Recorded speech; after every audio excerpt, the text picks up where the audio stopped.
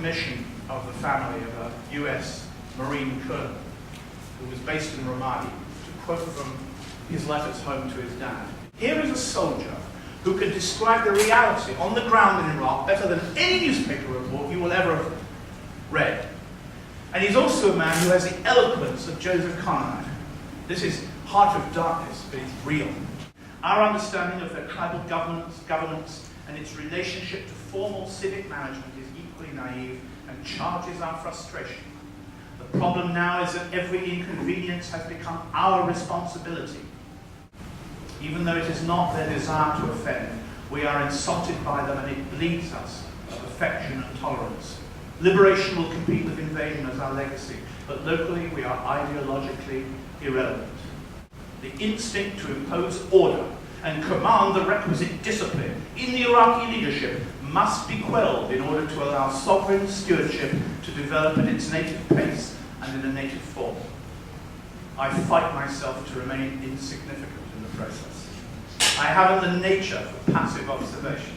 I share the American fascination with action, and it has consistently betrayed us in our foreign policy.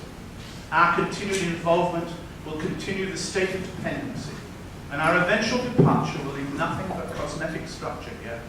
Iraq will return to what it is.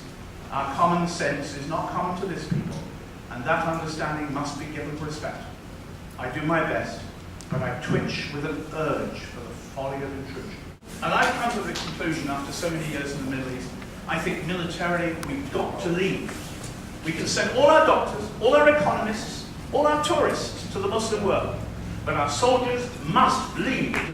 An Iraqi baker said to me, Mr. Robert, the polite way of introducing himself to someone, Mr. Robert, can you tell me why you, by you he meant militarily, why are you in Tajikistan, French military airbase at Dushanbe, flying close escort to the British Helmand? Why are you in Pakistan? Why are you in Afghanistan? Why are you in Jordan? Why are you in Turkey, headquarters US 6th Fleet Izmir, bases for overflying Iraq from Batman and other bases in southern Turkey? Why are you in Egypt? Egypt is now making the M1A1 Abrams tank. Why are you in Algeria? American Special Forces have a base close to Tamanrasset in southern Sahara. Why are you in Yemen? Why are you in Oman? Why are you in Saudi Arabia? Why are you in Kuwait? Why are you in Qatar, largest American air base in the Middle East? Why are you in Bahrain, headquarters for the US Fleet based in the Gulf? Why are you in all these countries? And you know, what struck me was not just that I had no answer at all, but that I hadn't seen that question in a single newspaper. Some of the archives contained conversations between British secret agents in Baghdad and ordinary Iraqis who were telling their views on the situation. This is 1920 now. Now here is Alwan al-Yasri, a leading divine in Baghdad. The Yasri family still exists in Iraq. And in Baghdad, talking to a British agent on the 5th of July 1920. I ask you not to laugh. You have offered us independence, Mr. Yasri said. We never asked for it. We never dreamt of it until he put the idea into our heads. For hundreds of years, our country has lived in a state as far removed from independence as it is possible to conceive. Then you come with your promise of independence. And every time we ask for it, you imprison us. Which is true in Egypt. We love to have an opposition because we were telling the world we weren't imperialists, we were Democrats, and we encouraged the opposition in Egypt to have a voice. And they demanded the abdication of a king. And so we put them all in prison, of course. This is the kind of democracy. Well, there's some of the poor old pesky Palestinians who voted for the wrong people.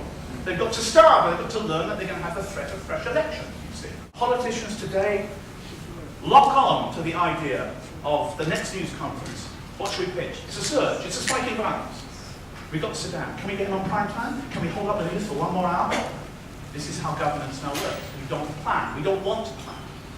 Everything has got to be prime time, soundbite, television. So instead of any forward planning, reading books, all we're doing is having position papers. How do we deal with the press at 6 o'clock?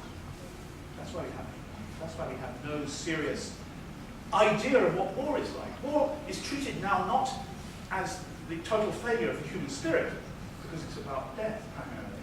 It's now regarded as a policy option. If they don't go in, we'll invade. To hell with the conditions. We'll sort that out later. We'll deal with it. Don't worry, Mr. President. Don't worry, Mr. President. don't worry, Mr. Secretary, forward it. And that's how it works. You've got to see it. We risked our lives under air attack to bring this film, watch it. And there's several more seconds, and the voice came back, you know, we can't show this because we've got to respect the dead. Yeah. Now, I enjoyed this argument because, you see, we didn't respect them when they were alive. We had absolutely no respect for them at all when we killed them, but once they were dead, our respect was so much we kept them off your television screens. In doing so, we journalists became lethal, because that is what our governments want us to do. Because you will not accept government, you will not accept war as a policy option until you have the blood wiped off the screen. But today, it has changed. We are no longer safe at home. That is not going to go back to what it was before. As long as we fight in the Muslim world, we are not safe in Ottawa, or Montreal, or London, or Dublin, or Vancouver, or Denver, or wherever. And we need to realize that. And if we allow any further attacks to be further grounds for sending more soldiers, we are mad. We've got to leave. We have no business to be there. I don't think the world will be in the Middle East after we've gone, will be one we like very much. I fear very much that women will remain third, not second-class citizens. I don't see equality coming in the Middle East at the moment. But the Muslim world, if it is to develop the ideas of equality, which do exist in the Muslim world, that we feel are so close to us, must do it on its own. We cannot teach people how their society should work. They have to do it themselves.